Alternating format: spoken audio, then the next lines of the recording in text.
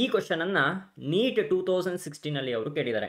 The angle of incidence for a ray of light at a refracting surface of a prism is 45 degree. The angle of prism is 60 degree. If the ray suffers minimum deviation through the prism, the angle of minimum deviation and refractive index of the material of the prism respectively are ಅಂತ ಅವರು ಕೊಟ್ಟಿದ್ದಾರೆ. ಈ question ಅಲ್ಲಿ ಏನೇನು data ಕೊಟ್ಟಿದ್ದಾರೆ ಅದನ್ನ first ನಾವು ಬರ್ಕೋಣ. Given ಇಲ್ಲಿ ಏನು ಹೇಳ್ತಿದ್ದಾರೆ, the angle of incidence for a ray of light at a refracting surface of a prism is 45 degree ಅಂತ ಅವರು ಕೊಟ್ಟಿದ್ದಾರೆ. ಇಲ್ಲಿ ಆಂಗಲ್ ಹಿಂಗೆ ಕೊಟ್ಟಿದ್ದಾರೆ, that represents the angle of incidence ಅಂತ ನಾವು ಹೇಳ್ಬೋದು. ಇವಾಗ ಆಂಗಲ್ ಆಫ್ ಇನ್ಸಿಡೆನ್ಸ್ ನಾನು ಐ ಅಂತ ತಗೊಂತೀನಿ, that is given to be 45 degree. Next ಹೇಳ್ತಾ ಇದ್ದಾರೆ, the angle of prism is 60 degree ಅಂತ ಕೊಟ್ಟಿದ್ದಾರೆ.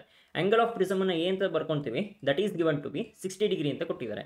ನೆಕ್ಸ್ಟ್ ಹೇಳ್ತಾ ಇದ್ದಾರೆ, if the ray suffers minimum deviation through the prism, the angle of minimum deviation and refractive index of the material of the prism respectively are ಅಂತ ಅವರು ಕೊಟ್ಟಿದ್ದಾರೆ. ಇವಾಗ ಏನು ಹೇಳ್ತಾ ಇದ್ದಾರೆ ಅಂದರೆ, ಲೈಟ್ ರೇ ಏನು ಈ ಒಂದು ಪ್ರಿಸಮ್ ಮುಖಾಂತರ ಪಾಸ್ ಆಗ್ತಾ ಇದೆ ಅದು ಮಿನಿಮಮ್ ಡಿವಿಯೇಷನ್ ಅನ್ನ ಸಫರ್ ಮಾಡ್ತಾ ಇದೆಯಂತೆ. ಹಾಗಾದರೆ ಆಂಗಲ್ ಆಫ್ ಮಿನಿಮಮ್ ಡಿವಿಯೇಷನ್ ಅನ್ನು ನಾವು ಡೆಲ್ಟಾ ಎಮ್ ಅಂತ ತಗೊತೀವಿ, ಅದನ್ನು ಕಂಡುಹಿಡಿಯಿರಿ. ಮತ್ತು refractive index of material of prism ಅದನ್ನು ಏನಂತ ತಗೊತೀನಿ, ಇದನ್ನು ಕೂಡ ಕಂಡುಹಿಡಿಯಿರಿ ಅಂತ ಅವರು ಕೇಳ್ತಾ ಇದ್ದಾರೆ. ಇವಾಗ light ray minimum deviation suffer ಮಾಡ್ತಾ ಇರೋದ್ರಿಂದ ನಾವು ಆಂಗಲ್ ಆಫ್ ಮಿನಿಮಮ್ ಡಿವಿಯೇಷನ್ ಎಕ್ಸ್ಪ್ರೆಷನನ್ನು ಏನಂತ ಬರ್ಕೊಬೋದು, we know that delta M that is equal to 2i minus A ಅಂತ ನಾವು ಬರ್ಕೊಬೋದಾ. ಇವಾಗ ಐ ಗೊತ್ತಿದೆ, ಎ ಗೊತ್ತಿದೆ, ಸಬ್ಸ್ಟಿಟ್ಯೂಟ್ ಮಾಡೋಣ. ಅವಾಗೇನು ಬರುತ್ತೆ, 2 ಇಂಟು ಇಲ್ಲಿ ಅಬ್ಸರ್ವ್ ಮಾಡಿ, ಐ ಏನಿದೆ 45 ಡಿಗ್ರಿ ಅಂತ ಇದೆ, ಮೈನಸ್ ಏನಿದೆ ದಟ್ ಈಸ್ 60 ಡಿಗ್ರಿ ಅಂತ ಇದೆ. This is equal to 45 into 2 ಏನಾಗುತ್ತೆ 90 degree minus 60 degree. Therefore delta M turns out to be 30 degree ಅಂತ ನಮಗೆ ಬಂತು. ಇಲ್ಲಿ ಅಬ್ಸರ್ವ್ ಮಾಡಿ, ಆಪ್ಷನ್ಸಲ್ಲಿ ಆಪ್ಷನ್ ಎ ಮತ್ತು ಆಪ್ಷನ್ ಸಿನಲ್ಲಿ ಫಸ್ಟ್ 45 ಡಿಗ್ರಿ ಅಂತ ಕೊಟ್ಟಿರೋದ್ರಿಂದ ಈ ಎರಡು ಆಪ್ಷನನ್ನು ರಾಂಗ್ ಅಂತ ನಾವು ಕನ್ಸಿಡರ್ ಮಾಡ್ಕೊಬೋದು. ಇವಾಗ ಆಪ್ಷನ್ ಬಿ ಮತ್ತು ಆಪ್ಷನ್ ಡಿನಲ್ಲಿ ನಾವು ಸೆಲೆಕ್ಟ್ ಮಾಡ್ಕೊಬೇಕಾಗುತ್ತೆ. ಇಲ್ಲಿ ನೆಕ್ಸ್ಟ್ ನಾವೇನು ಕಂಡುಹಿಡ್ಕೊಬೇಕು, ರಿಫ್ರಾಕ್ಟಿವ್ ಇಂಡೆಕ್ಸ್ ಕಂಡುಹಿಡ್ಕೊಬೇಕು. ಇವಾಗ refractive index of the prism ಏನಾಗಿರುತ್ತೆ, that is always greater than 1 ಇರುತ್ತೆ. Because when compare to air medium consider ಮಾಡಿಕೊಂಡ್ರೆ refractive index of the prism ಏನಾಗಿರುತ್ತೆ, ದಟ್ ಈಸ್ ಗ್ರೇಟರ್ ದ್ಯಾನ್ 1 ಇರುತ್ತೆ. ಇಲ್ಲಿ ಅಬ್ಸರ್ವ್ ಮಾಡಿ, 1/√2 ಇದನ್ನು ನಾವು ಕನ್ಸಿಡರ್ ಮಾಡಿಕೊಂಡ್ರೆ ದಿಸ್ ಈಸ್ ಲೆಸ್ ದ್ಯಾನ್ 1 ಅಂತ ನಾವು ಕನ್ಸಿಡರ್ ಮಾಡ್ಕೊಬೋದಾ. ಅದರಿಂದ ಈ ಆಪ್ಷನನ್ನು ರಾಂಗ್ ಅಂತ ನಾವು ಕನ್ಸಿಡರ್ ಮಾಡ್ಕೊಬೋದು. ದೇರ್ಫೋರ್ ಆಪ್ಷನ್ ಡಿ 30 ಡಿಗ್ರಿ ಮತ್ತು ರಿಫ್ರಾಕ್ಟಿವ್ ಇಂಡೆಕ್ಸ್ √2 ಅಂತ ಇದೆಯಲ್ಲ, ಇದು ಕರೆಕ್ಟ್ ಆನ್ಸರ್ ಆಗಿರುತ್ತೆ ಅಂತ ನಾವು ಹೇಳ್ಬೋದು. ಬೇಕಾದರೆ ರಿಫ್ರಾಕ್ಟಿವ್ ಇಂಡೆಕ್ಸನ್ನು ಕ್ಯಾಲ್ಕುಲೇಟ್ ಮಾಡ್ಕೊಬೋದು ಬೈ ಯೂಸಿಂಗ್ ದ ಫಾರ್ಮುಲಾ. ಇವಾಗ n is equal to sine of A plus delta M divided by 2 ಅಂತ ನಮಗೆ ಇದೆ, divided by sine of A by 2 ಅಂತ ಇದೆ. ಇವಾಗ ಎ ಗೊತ್ತು, ಡೆಲ್ಟಾ ಎಮ್ ಗೊತ್ತು, ಅದನ್ನು ನಾವು ಸಬ್ಸ್ಟಿಟ್ಯೂಟ್ ಮಾಡ್ಕೊಳ್ಳೋಣ. ಅವಾಗ ಏನು ಬರುತ್ತೆ, sine of A plus delta M ಅಂತ ಹೇಳಿದ್ರೆ ಏನು ಕೊಟ್ಟಿದ್ದಾರೆ, that is 60 degree, delta M ಇದೆ ದಟ್ ಈಸ್ 30 ಡಿಗ್ರಿ ಅಂತ ನಾವು ಕಂಡುಹಿಡ್ಕೊಂಡ್ವಿ, divided by 2 divided by sine of ಏನಿದೆ 60 ಡಿಗ್ರಿ ಇದೆ ಡಿವೈಡೆಡ್ ಬೈ 2 ಅಂತ ನಾನು ಬರ್ಕೊತೀನಿ. ದಿಸ್ ಈಸ್ ಈಕ್ವಲ್ ಟು, ಇಲ್ಲಿ ಅಬ್ಸರ್ವ್ ಮಾಡಿ, sine of 60 plus 30 that turns out to be 90 degree, 90 degree divided by 2 that turns out to be 45 degree ಅಂತ ನಾವು ಬರ್ಕೊಬೋದಾ, divided by sine of 60 degree divided by 2 30 degree ಅಂತ ನಮಗೆ ಬರುತ್ತೆ. This is equal to, ಇವಾಗ sine of 45 degree ಏನಾಗುತ್ತೆ, that is 1/√2 ಅಂತ ನಾವು ಬರ್ಕೊಬೋದಾ. ಇವಾಗ ಸೈನ್ 30 ಡಿಗ್ರಿ ಏನಿದೆ ದಟ್ ಈಸ್ 1/2 ಅಂತ ನಮಗೆ ಬರುತ್ತೆ. ಇವಾಗ 1/2ನ ನಾವು ಸಬ್ಸ್ಟಿಟ್ಯೂಟ್ ಮಾಡಿದ್ರೆ that is in the denominator. ಇವಾಗ ರೆಸಿಪ್ರೋಕಲ್ ತೊಗೊಂಡು ಬರ್ಕೊಂಡ್ರೆ ಏನಾಗುತ್ತೆ, ದಟ್ ಈಸ್ 2 ಅಂತ ನಮಗೆ ಬರುತ್ತೆ.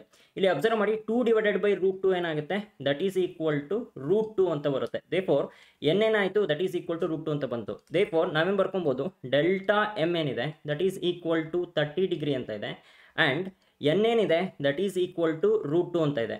ಅದರಿಂದ ನಾವು ಆಪ್ಷನ್ ಡಿ 30 ಡಿಗ್ರಿ ಮತ್ತು √2 ಅಂತ ಕೊಟ್ಟಿದ್ದಾರಲ್ಲ, ಈ ಒಂದು ಆಪ್ಷನನ್ನು ನಾವು ಚೂಸ್ ಮಾಡ್ಕೊಬೋದು. ಇದನ್ನು ಸಾಲ್ವ್ ಮಾಡ್ದಲೇ ನೀವು ಕಾನ್ಸೆಪ್ಟನ್ನು ಉಪಯೋಗಿಸ್ಕೊಂಡು ಬೇಕಾದರೆ ಡೈರೆಕ್ಟಾಗಿ ನೀವು ಟಿಕ್ ಮಾಡ್ಬೋದು. If you know that refractive index of other medium than air ಏನಾಗಿರುತ್ತೆ, that is always greater than 1 ಅಂತ ನಿಮಗೆ ಗೊತ್ತಿರಬೇಕು. ಆ ಒಂದು ಪಾಯಿಂಟನ್ನು ನೀವು ಜ್ಞಾಪಕ ಇಟ್ಕೊಂಡಿರಿ. ಇವಾಗ ನೆಕ್ಸ್ಟ್ ಕ್ವಶನನ್ನು ನಾವು ನೋಡೋಣ. ಈ ಕ್ವಶನನ್ನು ನೀಟ್ 2010 ಅವರು ಕೇಳಿದ್ದಾರೆ. A ray of light is incident on A 60 degree prism at the minimum deviation position, the angle of refraction at the first surface, that is incident phase of the prism is ಅಂತ ಅವರು ಕೊಟ್ಟಿದ್ದಾರೆ. ಇಲ್ಲಿ ಏನು ಕೊಟ್ಟಿದ್ದಾರೆ ಅದನ್ನು ನಾನು ಬರ್ಕೊತೀನಿ. Given ಇಲ್ಲಿ ಏನು ಹೇಳ್ತಾ ಇದ್ದಾರೆ ಅಂದರೆ, a ray of light is incident on A 60 degree prism at the minimum deviation position ಅಂತ ಅವರು ಕೊಟ್ಟಿದ್ದಾರೆ. ಇವಾಗ ಲೈಟ್ ರೇ ಏನು ಇನ್ಸಿಡೆಂಟ್ ಆಗ್ತಾ ಇದೆ, ಈ ಒಂದು ಪ್ರಿಸಮ್ ಮೇಲೆ ಇನ್ಸಿಡೆಂಟ್ ಆದಂಥದ್ದು ಮಿನಿಮಮ್ ಡಿವಿಯೇಷನನ್ನು ಅದು ಸಫರ್ ಮಾಡ್ತಾ ಇದೆ ಅಂತ ಅವರು ಕೊಟ್ಟಿದ್ದಾರೆ. ಇಲ್ಲಿ ಆನ್ ಎ 60 ಡಿಗ್ರಿ ಪ್ರಿಸಮ್ ಅಂತ ಹೇಳಿದ್ರೆ ಆ್ಯಂಗಲ್ ಆಫ್ ದ ಪ್ರಿಸಮ್ ಏನು ಕೊಟ್ಟಿದ್ದಾರೆ, ದಟ್ ಈಸ್ 60 ಡಿಗ್ರಿ ಅಂತ ನಿಮಗೆ ಗೊತ್ತಾಗಬೇಕು. ಇಲ್ಲಿ ಏನು ಕೇಳ್ತಾ ಇದ್ದಾರೆ ಅಂದರೆ, the angle of refraction at the first face of the ಪ್ರಿಸಮನ್ನು ಕ್ಯಾಲ್ಕುಲೇಟ್ ಮಾಡಿ ಅಂತ ಅವರು ಕೇಳ್ತಾ ಇದ್ದಾರೆ. ಇವಾಗ ಡೆಲ್ಟಾ ಏನಿದೆ that is equal to delta M ಇದ್ದಾಗ ಐ ಏನಾಗಿರುತ್ತೆ, that is equal to I dash, R is equal to R dash ಅಂತ ನಾವು ಬರ್ಕೊತೀವಿ. ಅಂದರೆ when the light ray suffers the minimum deviation, then angle of incidence is equal to the angle of emergence ಮತ್ತೆ angle of refraction at the first surface, that is equal to angle of incidence at the second surface ಅಂತ ನಾವು consider ಮಾಡ್ಕೊತೀವಿ. ಈ ಕೇಸಲ್ಲಿ ನಮಗೆ angle of refraction ಅನ್ನು r ಅಂತ ನಾವು ಬರ್ಕೊಂಡ್ರೆ that is equal to a divided by 2 ಅಂತ ನಮಗೆ ಬರುತ್ತೆ.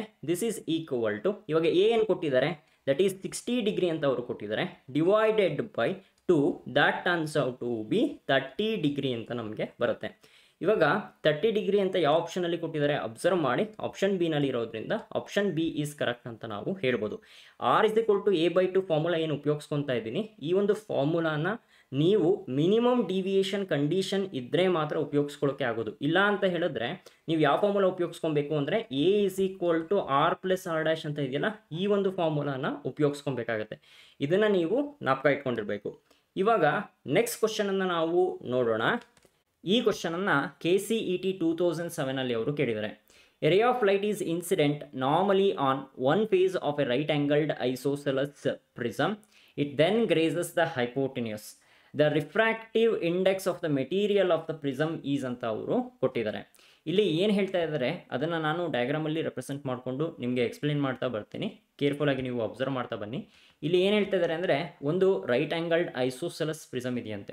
ಇಲ್ಲಿ ಅಬ್ಸರ್ವ್ ಮಾಡಿ, ರೈಟ್ ಆ್ಯಂಗಲ್ಡ್ ಐಸೋಸೆಲಸ್ ಪ್ರಿಸಮನ್ನು ನಾನು ಇಲ್ಲಿ ರೆಪ್ರೆಸೆಂಟ್ ಮಾಡ್ಕೊಂಡಿದ್ದೀನಿ. ಐಸೋಸೆಲಸ್ ಪ್ರಿಸಮ್ ಅಂತ ಹೇಳಿದ್ರೆ ಎರಡು ಸೈಡು ಮತ್ತು ಎರಡು ಆ್ಯಂಗಲ್ ಏನಾಗಿರಬೇಕು, ಈಕ್ವಲ್ ಆಗಿರಬೇಕು. ಇಲ್ಲಿ ರೈಟ್ ಆ್ಯಂಗಲ್ಡ್ ಐಸೋಸೆಲಸ್ ಪ್ರಿಸಮ್ ಅಂತ ಕೊಟ್ಟಿರೋದ್ರಿಂದ ಒಂದು ಆ್ಯಂಗಲ್ಲು 90 ಡಿಗ್ರಿ ಆಗಿರುತ್ತೆ, ಇನ್ನೆರಡು ಆ್ಯಂಗಲ್ ಈಕ್ವಲ್ ಇರುತ್ತೆ.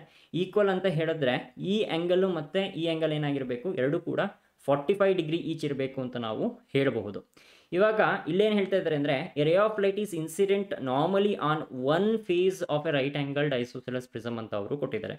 ಇವಾಗ ಇನ್ಸಿಡೆಂಟ್ ಆಗ್ತಾ ಇರುವಂತಹ ಲೈಟ್ ಏನಿದೆ that is incidenting along the normal ಅಂತ ಕೊಟ್ಟಿದ್ದಾರೆ. ಇನ್ಸಿಡೆಂಟಿಂಗ್ ಅಲಾಂಗ್ ದ ನಾರ್ಮಲ್ ಆಗಿರೋದ್ರಿಂದ ಇವಾಗ ಲೈಟ್ ರೇ ಈ ಒಂದು ಪ್ರಿಸಮ್ ಮುಖಾಂತರ ಏನು ಪಾಸ್ ಆಗ್ತಾ ಇದೆ, ದಟ್ ಸಫರ್ಸ್ ನೋ ಡಿವಿಯೇಷನ್ ಅಂತ ನಾವು ಹೇಳ್ಬೋದು. ಈ ಒಂದು ಡಿವಿಯೇಟ್ ಆಗದಿರುವಂತಹ ರೇ ಏನಾಗ್ತಾ ಇದೆ, ಇದು second refracting surface of the prism ಮೇಲೆ ಇನ್ಸಿಡೆಂಟ್ ಆಗ್ತಾ ಇದೆ. ಯಾವಾಗ second refracting surface of the prism ಮೇಲೆ ಇನ್ಸಿಡೆಂಟ್ ಆಗುತ್ತೆ, ಆವಾಗ ಆಫ್ಟರ್ ರಿಫ್ರಾಕ್ಷನ್ನು ಇದು ಹೈಪೋಟೆನಸ್ನ ಗ್ರೇಸ್ ಮಾಡ್ತಾ ಇದೆ ಅಂತ ಅವರು ಕೊಟ್ಟಿದ್ದಾರೆ. ಇಲ್ಲಿ ಅಬ್ಸರ್ವ್ ಮಾಡಿ, ಆಫ್ಟರ್ ರಿಫ್ರಾಕ್ಷನ್ ಏನಾಗ್ತಾ ಇದೆ, it is grazing the hypotenuse. Hypotenuse ಅಂತ ಹೇಳಿದ್ರೆ 90 ಡಿಗ್ರಿಗೆ ಆಪೋಸಿಟ್ ಇರುವಂತಹ ಸೈಡನ್ನು ನಾವು ಹೈಪೋಟಿನಸ್ ಅಂತ ನಾವು ಕನ್ಸಿಡರ್ ಮಾಡ್ಕೊತೀವಿ. ಇವಾಗ ರಿಫ್ರಾಕ್ಟ್ ಆದಂತಹ ಲೈಟ್ ಏನಾಗ್ತಾ ಇದೆ, ಹೈಪೋಟಿನಸ್ನ ಗ್ರೇಸ್ ಮಾಡ್ತಾ ಇದೆ. ಅಂದರೆ ಇದು ಸರ್ಫೇಸ್ ಬಿಟ್ವೀನ್ ದ ಟೂ ಮೀಡಿಯಮನ್ನು ಗ್ರೇಸ್ ಮಾಡ್ತಾ ಇದೆ. ಇವಾಗ ಸರೌಂಡಿಂಗ್ ಮೀಡಿಯಮನ್ನು ನಾನು ಏರ್ ಮೀಡಿಯಮ್ ಅಂತ ನಾನು ಕನ್ಸಿಡರ್ ಮಾಡ್ಕೊತೀನಿ, ಮತ್ತು ಈ ಒಂದು ಪ್ರಿಸಮಿನ ರಿಫ್ರಾಕ್ಟಿವ್ ಇಂಡೆಕ್ಸನ್ನು ಎನ್ ಅಂತ ನಾನು ಕನ್ಸಿಡರ್ ಮಾಡ್ಕೊತೀನಿ. ಇವಾಗ ನಾವೇನು ಕ್ಯಾಲ್ಕುಲೇಟ್ ಮಾಡಬೇಕು, refractive index of the material of the ಪ್ರಿಸಮನ್ನು ನಾವು ಕ್ಯಾಲ್ಕುಲೇಟ್ ಮಾಡಬೇಕು. ಇಲ್ಲಿ ಏನು ಕ್ಯಾಲ್ಕುಲೇಟ್ ಮಾಡಬೇಕು, ಎನ್ನನ್ನು ನಾವು ಕ್ಯಾಲ್ಕುಲೇಟ್ ಮಾಡಬೇಕು. ಇಲ್ಲಿ ಅಬ್ಸರ್ವ್ ಮಾಡಿ, ಈ ಫಿಗರಲ್ಲಿ ಇವಾಗ ರಿಫ್ರಾಕ್ಟ್ ಆದಂತಹ ಲೈಟ್ ರೇ ಏನಾಗ್ತಾ ಇದೆ, that is grazing the surface that is separating the two medium. ಇವಾಗ ರಿಫ್ರಾಕ್ಟೆಡ್ ಆದಂತಹ ಲೈಟ್ ರೇದು ಮತ್ತು ನಾರ್ಮಲ್ ಮಧ್ಯೆ ಇರುವಂಥ ಆ್ಯಂಗಲ್ ಏನಾಗಿರುತ್ತೆ, 90 ಡಿಗ್ರಿ ಇರುತ್ತೆ. ಹಾಗಾದರೆ ಆ್ಯಂಗಲ್ ಆಫ್ ಇನ್ಸಿಡೆನ್ಸ್ ಏನಾಗಿರಬೇಕು, that must be equal to critical angle ಆಗಿರಬೇಕು. ಇವಾಗ ಅಬ್ಸರ್ವ್ ಮಾಡಿ, this is the incident ray and dotted ಲೈನಲ್ಲಿ ರೆಪ್ರೆಸೆಂಟ್ ಮಾಡ್ಕೊಂಡಿರುವಂಥದ್ದು ನಾರ್ಮಲು, ಅದ್ರ ಮಧ್ಯೆ ಇರುವಂಥ ಆ್ಯಂಗಲನ್ನು ನಾನು ಆ್ಯಂಗಲ್ ಆಫ್ ಇನ್ಸಿಡೆನ್ಸ್ ಅಂತ ತೊಗೊಂಡಿದ್ದೀನಿ. ಇಲ್ಲಿ ಆ್ಯಂಗಲ್ ಆಫ್ ಇನ್ಸಿಡೆನ್ಸ್ ಏನಾಗಿರಬೇಕು, ಕ್ರಿಟಿಕಲ್ ಆ್ಯಂಗಲ್ ಆಗಿರಬೇಕು. ಏನಕ್ಕೆ ಅಂತ ಹೇಳಿದ್ರೆ, ಆಫ್ಟರ್ ರಿಫ್ರಾಕ್ಷನ್ ದ ಲೈಟ್ ಏನಾಗ್ತಾ ಇದೆ, that is grazing the surface that is separating the two media. ಇವಾಗ ನಮಗೆ ಗೊತ್ತಿರುತ್ತೆ relation between refractive index and critical angle, that is N is equal to 1/sin of I C ಅಂತ ನಾವು ಬರ್ಕೊತೀವಿ. ಇವಾಗ critical ಆ್ಯಂಗಲನ್ನು calculate ಮಾಡಿಕೊಂಡ್ರೆ ನಮಗೆ ರಿಫ್ರಾಕ್ಟಿವ್ ಇಂಡೆಕ್ಸ್ ನಮಗೆ ಬರುತ್ತೆ. ಇಲ್ಲಿ ಅಬ್ಸರ್ವ್ ಮಾಡಿ ಈ ಫಿಗರಲ್ಲಿ ಈ ಆ್ಯಂಗಲ್ ಏನಾಗಿರುತ್ತೆ, ದಿಸ್ ಈಸ್ 90 ಡಿಗ್ರಿ ಅಂತ ನಾವು ಬರ್ಕೊಬೋದಾ. ಮತ್ತು ಈ ಆ್ಯಂಗಲನ್ನು ನಾವೇನಂತ ಬರ್ಕೊಬೋದು, ಇಲ್ಲಿ ಅಬ್ಸರ್ವ್ ಮಾಡಿ 90 + 45 ಡಿಗ್ರಿ ಏನಾಗುತ್ತೆ, that turns out to be 135 degree. ಇವಾಗ sum of the interior angle of the triangle ಏನಾಗಿರುತ್ತೆ 180 ಡಿಗ್ರಿ ಆಗಿರುತ್ತೆ. Therefore 180 - 135 degree that turns out to be 45 degree. ಅದರಿಂದ ಈ ಆ್ಯಂಗಲ್ ಏನಾಗಿರಬೇಕು 45 ಡಿಗ್ರಿ. ಇವಾಗ ಅಬ್ಸರ್ವ್ ಮಾಡಿ ಸೆಕೆಂಡ್ ರಿಫ್ರಾಕ್ಟಿಂಗ್ ಸರ್ಫೇಸು ಮತ್ತು ನಾರ್ಮಲ್ ಮಧ್ಯೆ ಇರುವಂಥ ಆ್ಯಂಗಲ್ಲು 90 ಡಿಗ್ರಿ. ಇವಾಗ ಈ ಆ್ಯಂಗಲ್ 45 ಡಿಗ್ರಿ ಇತ್ತು ಅಂತ ಹೇಳಿದ್ರೆ ಈ ಆ್ಯಂಗಲ್ ಏನಾಗಿರಬೇಕು, ಇದು ಕೂಡ 45 ಡಿಗ್ರಿ ಇರಬೇಕು ಅಂತ ನಾವು ಹೇಳ್ಬೋದು. ಅದರಿಂದ ಕ್ರಿಟಿಕಲ್ ಆ್ಯಂಗಲ್ ಏನಾಗಿರುತ್ತೆ ಈ ಕೇಸಲ್ಲಿ 45 ಡಿಗ್ರಿ ಇರುತ್ತೆ ಅಂತ ನಾವು ಹೇಳ್ಬೋದು. ಅದರಿಂದ ಐ ಸಿ ಜಾಗದಲ್ಲಿ ನಾನು 45 ಡಿಗ್ರಿನ ಸಬ್ಸ್ಟಿಟ್ಯೂಟ್ ಮಾಡ್ತೀನಿ, ಅವಾಗೇನು ಬರುತ್ತೆ 1/sin of 45 degree that is equal to 1/sin of 45 degree ಏನಾಗುತ್ತೆ 1/√2 ಅಂತ ನಮಗೆ ಬರುತ್ತೆ. ಇವಾಗ ಅಬ್ಸರ್ವ್ ಮಾಡಿ 1/1/√2 ಏನಾಯಿತು, ದಟ್ ಈಸ್ ಈಕ್ವಲ್ ಟು √2 ಅಂತ ಬಂತು. ಇವಾಗ √2ನ ಏನಂತ ಬರ್ಕೊಬೋದು 1.414 ಅಂತ ನಾವು ಬರ್ಕೊಬೋದಾ. ಅದರಿಂದ refractive index of the prism ಏನಾಗಿರುತ್ತೆ 1.414 ಅಂತ ಬಂತು. ಯಾವ ಆಪ್ಷನಲ್ಲಿದೆ ಅಂತ ನೀವು ಅಬ್ಸರ್ವ್ ಮಾಡಿ, ಆಪ್ಷನ್ ಬಿನಲ್ಲಿ 1.414 ಅಂತ ಕೊಟ್ಟಿರೋದ್ರಿಂದ ಆಪ್ಷನ್ ಬಿ ಏನಾಗಿರುತ್ತೆ ಇದು ಕರೆಕ್ಟ್ ಆನ್ಸರ್ ಆಗಿರುತ್ತೆ ಅಂತ ನಾವು ಹೇಳ್ಬೋದು.